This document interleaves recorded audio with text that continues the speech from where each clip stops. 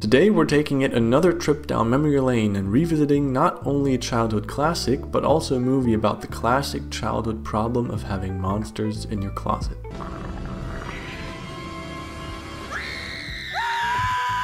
First of all, man, what an idea to make a movie about that. You can really never fault Pixar for not being creative. I remember this movie being one hell of a ride as a kid. But some time has passed, 23 years to be exact, and I just rewatched Monsters, Inc. to find out if you should do so as well. We're gonna look at how this movie holds up in 2024, revisit my 3 favorite scenes, and analyze some adult themes in this movie that you probably didn't notice as a kid. Usually I talk about the technicalities of a movie later in these types of videos, but this is the oldest movie I've revisited so far on this channel, and it really does show.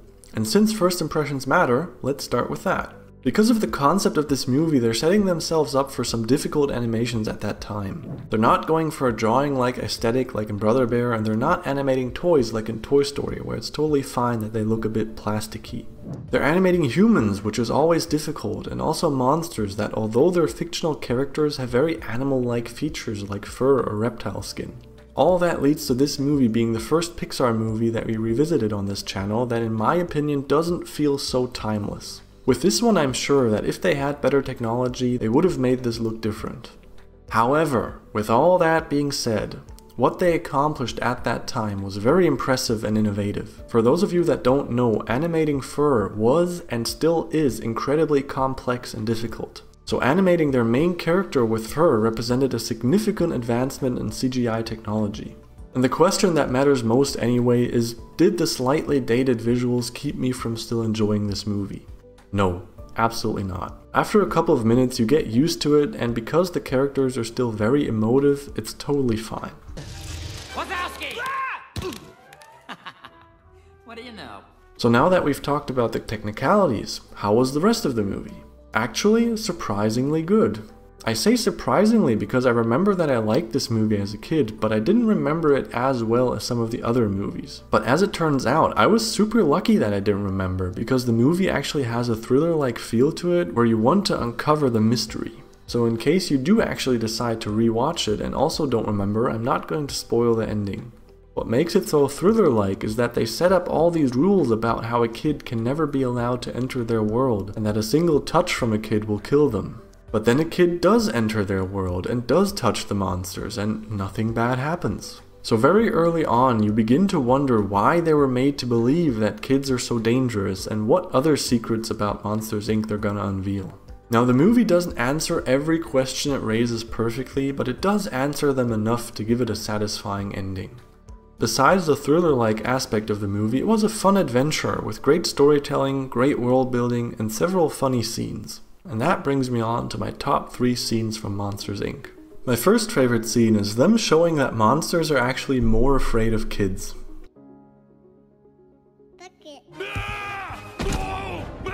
Now to come up with the idea to create an alternative world where monsters need to harness their energy by collecting the screams from kids is already such a creative idea. But then going that step further to create a rule set where it makes sense that monsters are actually more afraid of kids is just hilarious. Next up, searching all the cabins. Find whoever let it out. They're dead! Oh! Why are you still here? In this scene, our antagonist decides to search all the cabins, and just before he discovers them, he stops. So far so good. But then having him punch open that last door without looking is just visual comedy gold. My third favorite scene is when James thinks that the kid is getting crushed in the trash.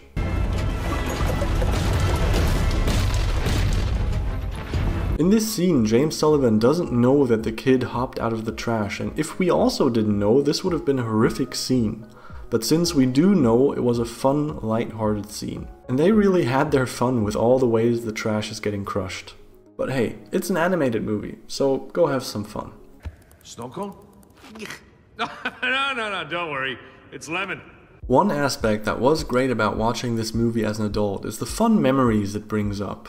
I hope that just like me, you're also no longer afraid of having monsters in your closet. But when I watched this movie, it brought up those nostalgic memories of, yeah, I remember also worrying about that as a kid. So that was pretty nice. However, as far as adult themes go, I didn't notice too many. One nice theme is that joy will always be more powerful than fear. This theme is kind of symbolized as they discover that a kid's laugh creates more energy than a kid's scream. It's a similar theme to love is more powerful than fear out of the Frozen movie, but just like in the Frozen movie, although it's a nice theme, it's so obvious that I'm sure kids also noticed it.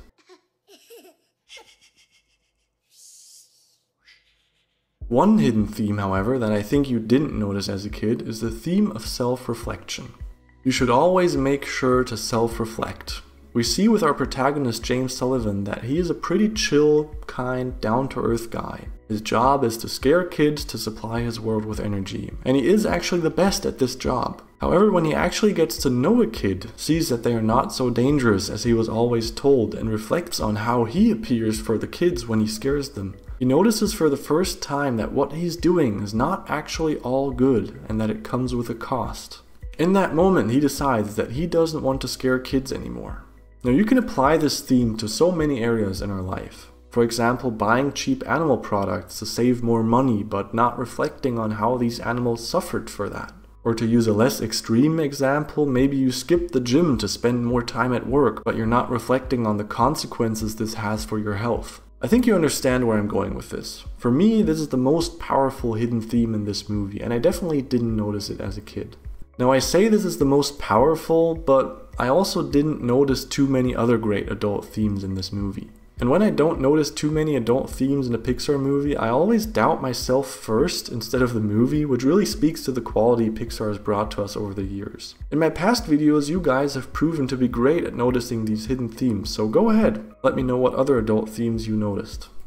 So with all that being said, should you rewatch this movie? Well, you've probably already made up your mind by now, but just to sum it up, yes, I think you should. Especially if, like me, you don't remember the ending, and if you've never seen the movie, definitely go ahead and watch it. It's still a super enjoyable experience in 2024. If you're interested in more movie revisits, go check out this video about Finding Nemo, or check out my playlist. Otherwise, let me know your thoughts on Monsters Inc. in the comments below, and I'll see you in the next one.